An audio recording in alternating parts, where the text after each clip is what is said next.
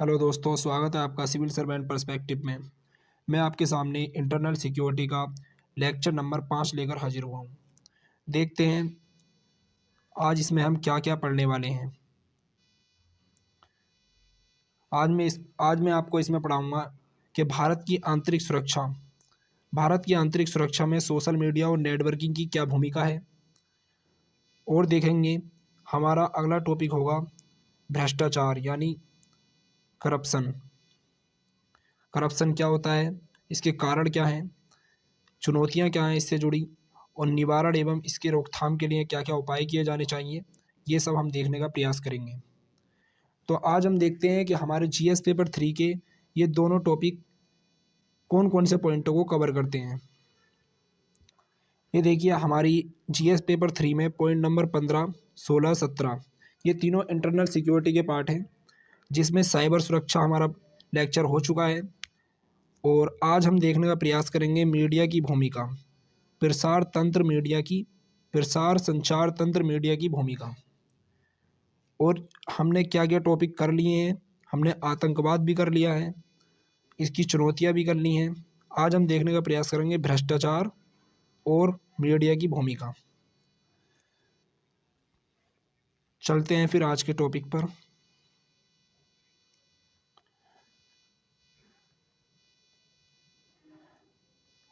जानते हैं भ्रष्टाचार क्या होता है। भ्रष्टाचार एक व्यापक शब्द है जिसमें जो कई प्रकार का हो सकता है। इसमें सार्वजनिक धन का व्यक्तिगत लाभ के लिए प्रयोग करना भ्रष्टाचार कहलाता है। साधारण परिचय इसका ये हो सकता है कि जो गवर्नमेंट के संसाधन हैं उनका हम व्यक्तिगत लाभ के लिए प्रयोग करने लगें तो उसे ही हम भ्रष्टाचार कह देंगे। इसके रूप क्या होते हैं, जैसे रिश्वत लेना या देना, ये भी एक भ्रष्टाचार का रूप है। भाई भतीजा बात करना, घोटाला करना, धोखाधड़ी देना, ये भी भ्रष्टाचार के अन्य रूप माने जाते हैं। अब देखते हैं कि भ्रष्टाचार के कारण क्या है, ये भ्रष्टाचार उभर कर क्यों आया। पहला कारण है आर्थिक समृद्धि। आर्थिक समृद्धि को प्राप्त करने के लिए मानव भ्रष्टाचार करने के लिए व्याकुल हो जाता है। नैतिक और अनैतिक किसी भी तरह से अपने समकक्षों से आगे निकल जाने की इच्छा, ये भी मानव को भ्रष्टाचार करने के लिए प्रेरित करती है। चाहे हमें नैतिक तरीका अपनाना पड़े या अनैतिक तरीका अपनाना पड़े, बस केवल अपने समकक्षों से आगे निकलना है, ये इच्छा हमारे अंदर जाहिर होती है, जो मानव के अंदर जाहिर होती है। भ्रष्टाचार के लिए दिए जाने वाले दंड विधान भी अपर्याप्त हैं, जो भ्रष्टाचार को प्रेरित करता है। अगर सरकार के ऐसे कठोर दंड स्थापित किए जाएं कि लोग भ्रष्टाचार करने से भी डरें, तो कहीं ना कहीं जो दंड विधान है वो भी अपर्याप्त हैं भ्रष्टाचार को रोकने के लिए। भ्रष्टाचार को दीवानी मामलों में शामिल किया गया है, यानी अपराधी मामलों में शामिल नहीं किया जाता है, भ्रष्टाचार को दीवानी मामलों में शामिल किया जाता है। और इसका परिणाम क्या निकलता है कि इसके मुकदमे लंबे चलते हैं और अग्रिम जमानत भी मिल जाती है भ्रष्टाचार करने पर। जो किसी भी व्यक्ति को भ्रष्टाचार करने के लिए प्रेरित करेगा कि दीवानी मुकदमे में शामिल है, मुकदमा चलेगा, जमानत मिल जाएगी, भ्रष्टाचार करो, इसलिए इसे अपराधी मुकदमों में शामिल किया जाना चाहिए। इसे अपने सुझावों में हम दे सकते हैं। अगला क्या कारण है भ्रष्टाचार का, सरकार की अक्षमता तथा बड़ी जनसंख्या। यानी इतनी बड़ी जनसंख्या को सरकार गुणवत्तापूर्ण सेवाएं उपलब्ध नहीं करा पाती है, जिस कारण लोग भ्रष्टाचार करने के लिए आतुर रहते हैं। आगे देखते हैं कि भ्रष्टाचार के समक्ष भ्रष्टाचार क्या क्या चुनौतियां उत्पन्न कर सकता है। आंतरिक सुरक्षा में भ्रष्टाचार के कारण लोगों का सरकारी संस्थाओं पर विश्वास कम हो जाता है,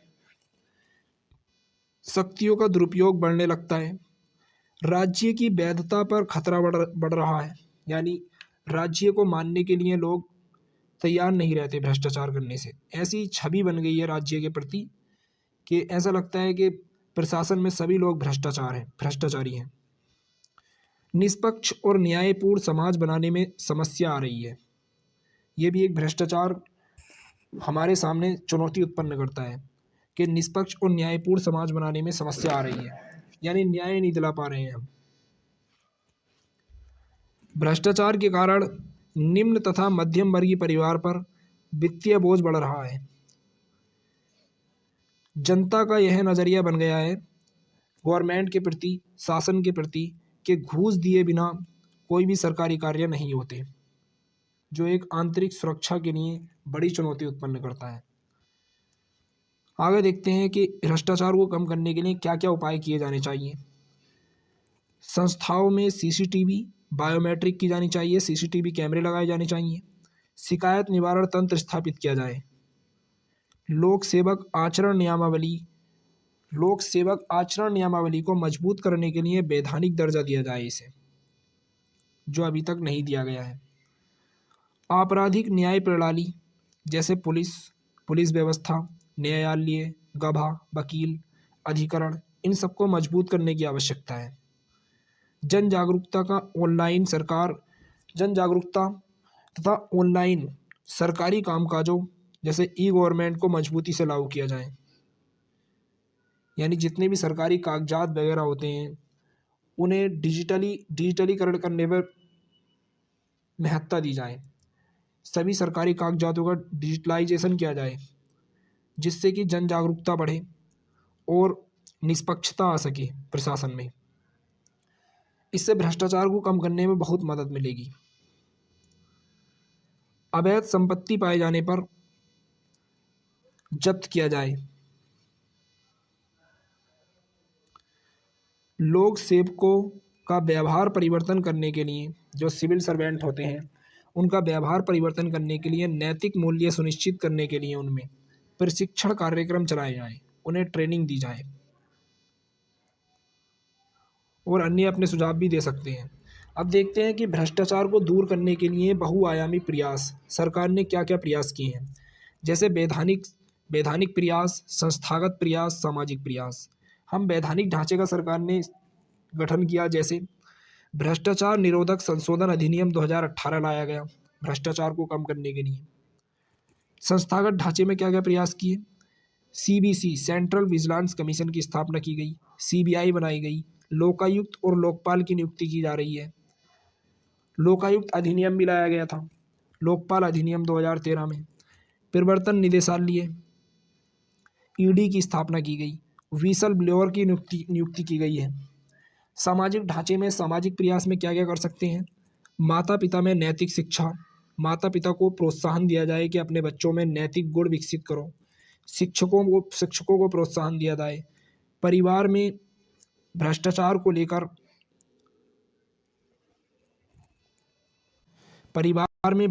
को लेकर बुरा नजरिया स्थापित किया जाए। समाज में भ्रष्टाचार के प्रति लोगों को जागरूक किया जाए। यानी नैतिक गुण और अच्छे मूल्य स्थापित करने की आवश्यकता है। अगला टॉपिक हमारा देखते हैं आंतरिक सुरक्षा। आंतरिक सुरक्षा में देखते हैं कि भारत की आंतरिक सुरक्षा में सोशल मीडिया और नेटवर्किंग की भूमिका, जो हमारा आज का अगला टॉपिक है। सोशल मीडिया क्या होती है, सुरक्षा से जुड़ी क्या क्या चुनौतियां हैं, क्या क्या चुनौतियां उत्पन्न कर सकती है सोशल मीडिया, उन चुनौतियों से निपटने के लिए आगे की राह क्या होनी चाहिए और सरकारी प्रयास क्या क्या किए गए हैं इन चुनौतियों से निपटने के लिए। देखते हैं कि सोशल मीडिया क्या होती है। मीडिया संचार के सभी चैनलों को संदर्भित करता है। यानी कम्युनिकेशन के लिए जितने भी चैनल हैं उन सबको संदर्भित करता है मीडिया, जिसमें मुद्रित कागज से लेकर डिजिटल डेटा तक सब शामिल है। मीडिया के अंतर्गत ही सोशल मीडिया नेटवर्किंग साइट या प्लेटफॉर्म जैसे Twitter, YouTube, Facebook, LinkedIn, WhatsApp आदि शामिल हैं। इसे हम मीडिया की परिभाषा में शामिल कर सकते हैं। भारत में 2023 की शुरुआत में सोशल मीडिया यूजर्स की हिस्सेदारी लगभग 33% थी। यानी भारत की कुल जनसंख्या का 33% लोग सोशल मीडिया का यूज कर रहे थे 2023 की शुरुआत में, जो आंकड़ा अब बढ़कर बहुत हो चुका होगा। अब देखते हैं कि सुरक्षा से जुड़ी क्या क्या चुनौतियां उत्पन्न कर सकता है मीडिया। सुरक्षा से जुड़ी चुनौतियां, सोशल मीडिया पर साझा की गई फेक न्यूज़ या वीडियो के कारण सांप्रदायिक हिंसा की दर में वृद्धि हुई है। जो एक आंतरिक सुरक्षा के लिए बड़ी चुनौती है। यानी सोशल मीडिया से ही फेक न्यूज़ और वीडियो ये सब वायरल होती रहती हैं, जो सांप्रदायिक हिंसा को बढ़ावा देती हैं, जो आगे चलकर मॉब लिंचिंग और मॉब वायलेंस को बढ़ावा देती हैं। आगे देखते हैं कि आईएसआईएस जैसे आतंकवादी समूहों द्वारा युवाओं की ब्रेन वॉशिंग करके आतंकी गतिविधियों में शामिल किया जा रहा है। मीडिया के जरिए ही, सोशल मीडिया के जरिए ही आईएसआईएस जैसे आतंकवादी समूह युवाओं की ब्रेन वॉशिंग करते हैं, उन्हें लालच देते हैं आतंकी समूहों में शामिल करने के लिए। सोशल मीडिया का प्रयोग करके साइबर हमले किए जा रहे हैं। जैसे हाल ही में एक मामला देखा गया था, अभी बहुत चर्चा में रहा था, पेगासस मामला, जिसमें नेताओं की गोपनीय जानकारी यानी व्हाट्सएप को हैक कर लिया गया था। पेगासस एक सॉफ्टवेयर है जो एक साइबर हमले के लिए बनाया गया है, जो इजराइल द्वारा डेवलप किया गया है। पेगासस बहुत चर्चा में रहा था ये। तो सोशल मीडिया का प्रयोग करके ही साइबर हमले किए जा रहे हैं। डीप फेक तो अभी हाल ही में चर्चा में रहा था। डीप फेक भी सोशल मीडिया के जरिए ही बनाया जा रहा है। जैसे एआई मशीन लर्निंग में प्रगति से वीडियो या फोटो को डीप फेक बनाने में सक्षम बना दिया है। जैसे हाल ही में अभी रश्मिका मंदाना जो अभिनेत्री हैं, उनका डीप फेक बना दिया गया था, वायरल हुआ था। ये भी एक चुनौती है। सोशल मीडिया प्लेटफॉर्म के माध्यम से मनी लॉन्ड्रिंग की जा रही है। मनी लॉन्ड्रिंग मैंने आपको बताया था, इसमें क्या होता है, इसमें काले धन को सफ़ेद धन में बदला जाता है। यानी अवैध पैसे को, जो अवैध तरीके से अवैध गतिविधियों से प्राप्त किया गया पैसा होता है, उसे कंपनियों के जरिए, जो विभिन्न फेक कंपनी होती हैं, उनके जरिए इसे वाइट मनी में कन्वर्ट कर दिया जाता है। तो ये सब सोशल मीडिया का प्रयोग करके ही, सोशल मीडिया प्लेटफॉर्म का प्रयोग करके ब्लैक मनी को वाइट मनी में बदला जा रहा है। लोन वुल्फ हमलावरों में वृद्धि देखी जा रही है सोशल मीडिया से ही। अब ये लोन वुल्फ हमलावर क्या होते हैं? लोन वुल्फ हमलावर ऐसे हमलावर होते हैं जो हमारे समाज के बीच से ही पैदा होते हैं, जो सोशल मीडिया के जरिए कट्टरपंथी विचारों के लिए जाने जाते हैं। यानी कट्टरपंथी विचार उनके लिए भर दिए जाते हैं उनमें, और वो बीच में आके कहीं पर कॉलेज में या फिर ऐसी जगह जहाँ पर भीड़ भाड़ वाला इलाका है, वहाँ पर आकर फायरिंग कर दी, बम विस्फोट कर दिया। और वो सब ब्रेन वॉश करे हुए युवा होते हैं। जैसे अभी हाल ही में मुंबई यूनिवर्सिटी का एक युवा था, उसकी ब्रेन वॉशिंग की गई थी, तो उसे पकड़ा गया, उसने बीच में आकर फायरिंग कर दी थी। लोन वुल्फ हमलावरों में वृद्धि देखी जा रही है। अगला, इसकी क्या चुनौती उत्पन्न करती है मीडिया? डेटा कोलोनाइजेशन, यानी वैश्विक कंपनियों द्वारा नागरिकों के डेटा को शत्रु देश को विक्रय करना। इसे बोलते हैं डेटा कोलोनाइजेशन। कोई कंपनी है जिसके यूज़र हैं कई सारे, तो वो उन नागरिकों के डेटा को किसी अन्य शत्रु देश को बेच दे, तो इसे बोलते हैं डेटा कोलोनाइजेशन। तो डेटा कोलोनाइजेशन हो सकता है इससे, मीडिया के ज़रिए। आगे की राह क्या होनी चाहिए इसे, इन सुरक्षा चुनौतियों से लड़ने के लिए? अब देखते हैं कि आगे की राह क्या होनी चाहिए। सभी हितधारक होते हैं, यानी स्टेक होल्डर, जो उसका यूज कर रहे हैं मीडिया का, जैसे सरकार, निजी क्षेत्रक, नागरिक, समाज इत्यादि, इनके बीच कोऑर्डिनेशन स्थापित किया जाए। फेक खबर फैलाने से पहले फैक्ट चेकिंग की जाए। फैक्ट चेकिंग करने की नागरिकों में प्रवृत्ति स्थापित की जाए। यानी नागरिकों को इतना जागरूक बनाया जाए कि किसी भी फेक खबर पर एकदम से भरोसा ना करें। तो उसके लिए पहले उस खबर को शेयर करने से पहले फैक्ट चेकिंग कर लें ऑथेंटिक मीडिया चैनल से कि ये खबर सच्ची है भी कि नहीं। डेटा कोलोनाइजेशन को रोकने हेतु डाटा का स्थानीयकरण किया जाए। यानी जो विदेशी कंपनी हमारे भारत में, विदेशी कंपनियों से जो माल आयात किया जाता है, जैसे मोबाइल फ़ोन या डेटा, कोई भी ऐसी टेक्नोलॉजी, इलेक्ट्रॉनिक डिवाइस वगैरह, उसे आयात को घटाया जाए और भारत में ही उत्पादन करने पर जोर दिया जाए इलेक्ट्रॉनिक डिवाइसों का, जिससे डेटा कोलोनाइजेशन से बचने में मदद मिलेगी।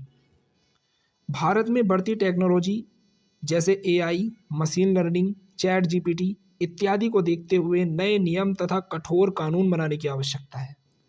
ये हो गए हमारे सुझाव।